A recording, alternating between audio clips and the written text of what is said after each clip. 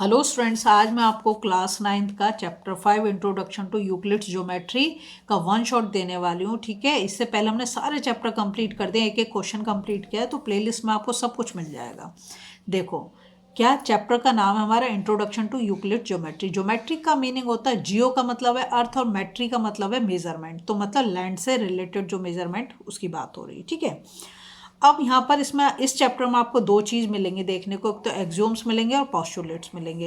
Axiom जो universal truth से related है, मतलब उसे हमें प्रूव करने की ज़रूरत नहीं है।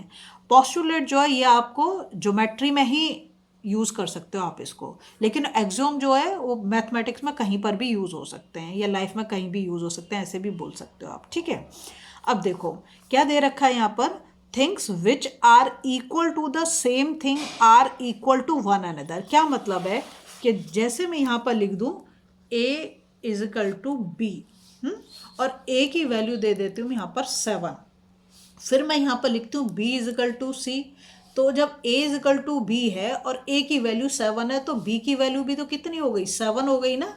तो अब हम ऐसे बोल सकते हैं a इक्वल्स टू सी, क्योंकि b c के इक्वल है तो ये भी 7 हो गया।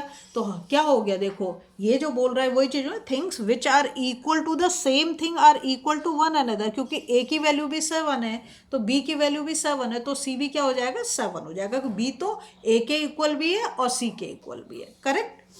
सेकंड में वो कहता है if equal are added to equals. क्या बोल रहा है, if equal are added to equals the wholes are equal. बहुत ही सिंपल लैंग्वेज में आपको समझाऊंगी। Equals are added to equals, देखो ऐसे समझो कि ये 5 है और ये भी एक 5 है। ठीक है, ये दोनों नंबर कैसे हैं, इक्वल है। वो कह रहा है इक्वल में अगर हम इक्वल ऐड करें, मैंने यहाँ पर जो 3 ऐड कर दिया, इसमें भी इक्वल ही ऐड करना है तो इसमें भी मैंने 3 ऐड कर दिया, तो हमारा ये क्या आ गया, 8 आ गया, और ये भी हमारा क्या क्या 8। हमने इक्वल लिए, इक्वल में हमने दो इक्वल नंबर ऐड करे, तो पहले दोनों इक्वल नंबर क्या थे, 5, दोनों में इक्वल क्या ऐड करा, 3, तो दोनों का होल क्या बन गया, 8 बन गया, तो ये भी इक्वल हो गए, है ना। समझ आया। थर्ड में वो कहता है if equals are subtracted from equal the remainders are same. ऐसे समझो कि तुम्हारी मम्मी ने तुम्हें 10 रुपये दिए, ठीक है, और तुम्हारे बड़े भाई को भी 10 रुपये दिए, ठीक है। 10 रुपये में से तुमने 5 रुपये की चॉकलेट खा ली, या चलो 3 रुपये की चॉकलेट खा ली, भाई ने भी 3 रुपये की चॉकलेट खा ली, तो अब आपके पास क्या बचा, 7, और भाई के पास क्या बचा, 7। तो मम्मी ने कितने दिए, इक्वल 10 रुपीज़ दिए, सब्ट्रैक्ट कितने हुए, इक्वल 3 रुपीज़ सब्ट्रैक्ट हुए, और जो हमारा रिमाइंडर बचा वो क्या बचा, 7 बचा, तो वो भी तो इक्वल हो गया।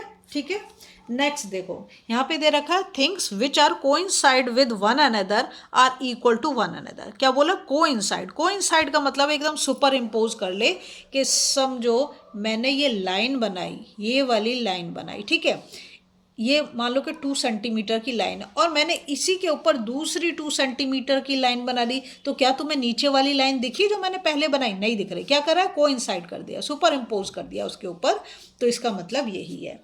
नेक्स्ट वो कहता है the whole is greater than the part. अब आपको बहुत मज़ा आने वाला है।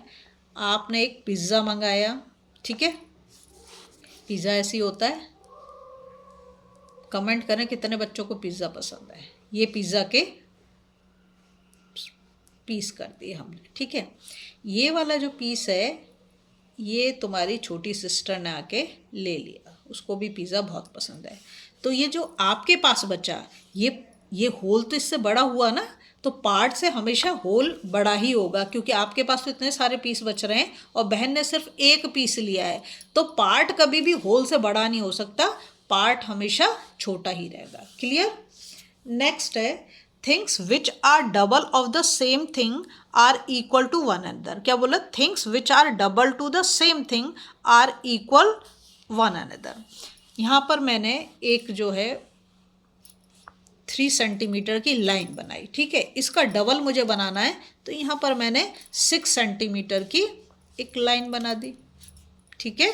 3 का डबल क्या होगा, 6 सेंटीमीटर। फिर मैंने एक और लाइन बनाई यहाँ पर, वो भी मैंने 6 सेंटीमीटर की।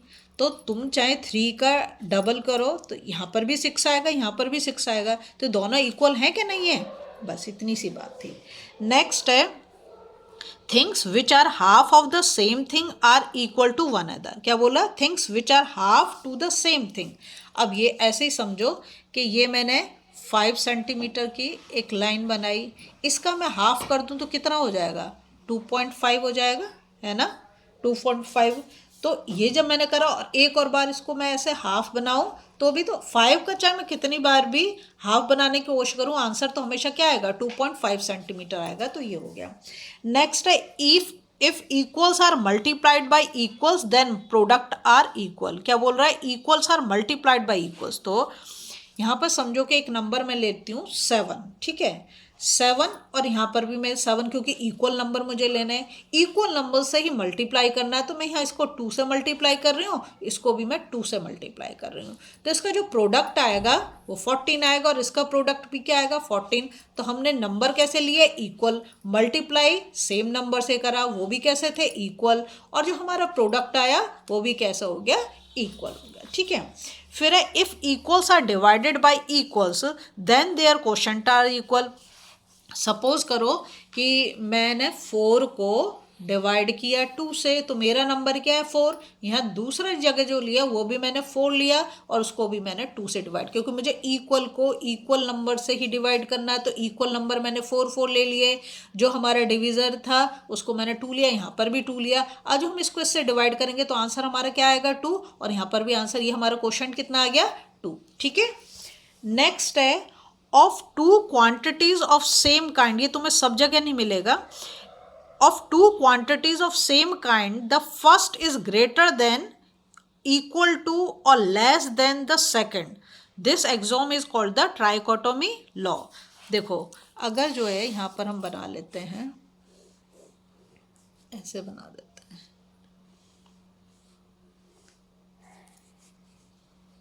ये ए है और ये बी है, ठीक है? एक बार मैं जो ले रही हूँ ए को मैंने ले लिया, यहाँ मैंने लिया ए इज ग्रेटर देन बी, ठीक है? तो ए मैंने 7 लिया और बी मैंने 5 लिया, तो ए ग्रेट 7 5 से बड़ा है, ठीक है? दूसरी बार जो मैंने लिया ए लेस देन बी, ट्राइकोटोमी यही है। तो ए इस बार छोटा है तो मैंने इसको ले लिया 3 और इसको मैंने ले लिया 4। तो अब ये वाला प्रूव हो गया। एक बार मैंने लिया a इक्वल्स टू बी, ठीक है? तो यहाँ पर मैंने इसको भी 5 ले लिया और इसको भी 5 लिया, दोनों नंबर इक्वल आ गए। ये ही ट्राइकोटोमी लॉ है, ठीक है? अब आते हैं हम पोस्टुलेट्स पे। तो पोस्टुलेट क्या कहते हैं? पोस्टुलेट कहते हैं, देखो एक मिनट, अभी मैं ये भी तुमको क्लियर कर दूंगी।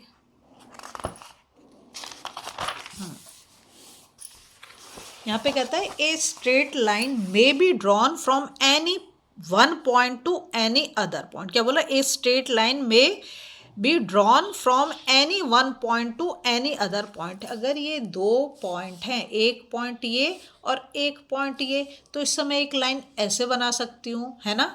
अगर मैं एक पॉइंट ये लूँ और एक पॉइंट ये लूँ तो इससे मैं एक लाइन ऐसे बना सकती हूँ। लाइन बोल रहा है तो दोनों साइड एरो लगा देते हैं, ठीक है? ऐसे। अगर मैं एक पॉइंट ये ले लूँ और एक पॉइंट ऐसे ले लूँ तो भी मैं एक लाइन बना सकती हूँ। तो किसी भी एक पॉइंट से दूसरे पॉइंट तक हम एक स्ट्रेट लाइन बना सकते हैं। बात इतनी सी है। नेक्स्ट वो कहता है a terminated line can be produce indefinitely. देखो कैसे, यहाँ पर अगर मैंने एक लाइन बनाई, है ना, एक लाइन बनाई और यहाँ पर तो ये टर्मिनेट हो गई, पॉइंट आ गया। अब इसको अगर मैं आगे बढ़ाना चाहूँ तो मैं बढ़ा सकती हूँ। हम वैसे भी बोलते हैं कि लाइन के कोई एंड पॉइंट नहीं होते और उसे हम दोनों साइड में इनडेफिनेटली क्या कर सकते हैं? प्रोड्यूस कर सकते हैं। तो बस इतनी सी बात है।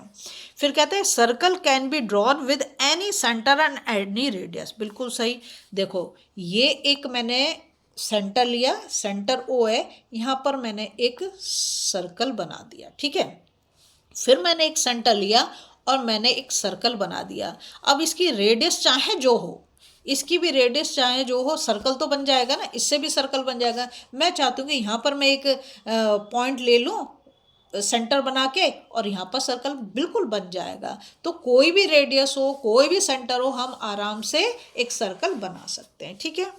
फिर कह रहा all right angles are equal to one another. बिल्कुल, all right angles are equal to one another. हमें पता है कि राइट एंगल का जो मेजरमेंट होता है कितना होता है 90 डिग्री होता है। तो हम अगर राइट एंगल बोल रहे हैं तो चाहे हम एंगल ऐसे बनाए चाहे हम एंगल ऐसे बनाए, 90 का मतलब क्या है, 90 का मतलब तो 90 है ना, तो राइट एंगल सब कैसे होंगे, इक्वल होंगे। ठीक है, अब है ये मोस्ट इंपॉर्टेंट है इस चैप्टर का, यहाँ से क्वेश्चन पूछा जाता है। यहाँ पे लिखा है if a straight line falling on two straight lines make the interior angles on the same side of it taken together less than two right angles, then the two straight lines if produced indefinitely meet on that side on which the sum of degree is less than two right angles। अब बहुत ही अच्छे से तुम समझो, देखो lines and angles पढ़े हुए हैं, नहीं पढ़े हुए तो मेरी वीडियो है उस पर कई।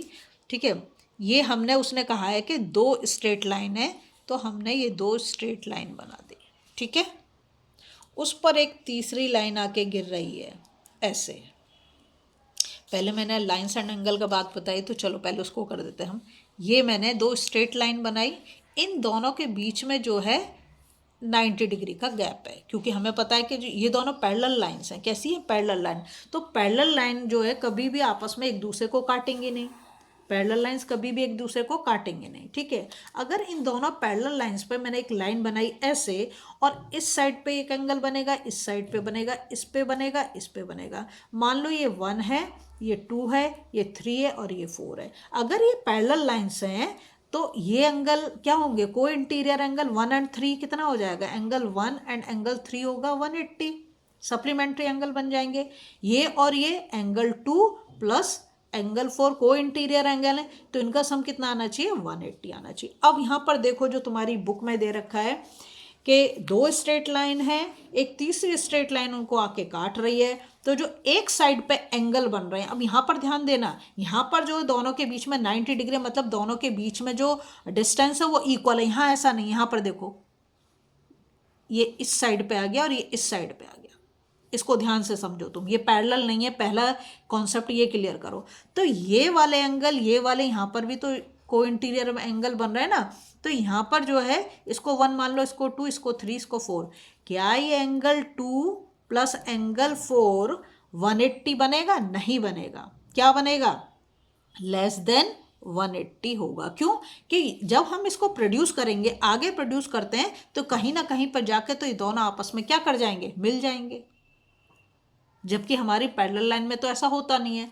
तो इसमें सिर्फ इतनी सी बात है भी आपको देख के, तो ये यहाँ पर दो राइट एंगल तो नहीं बन रहे ना, दो राइट एंगल नहीं बन रहे। राइट एंगल इसलिए बोला कि ये बहुत ही एंशिएंट टाइम की बात है, तब तक हमें पता नहीं था कि क्या है।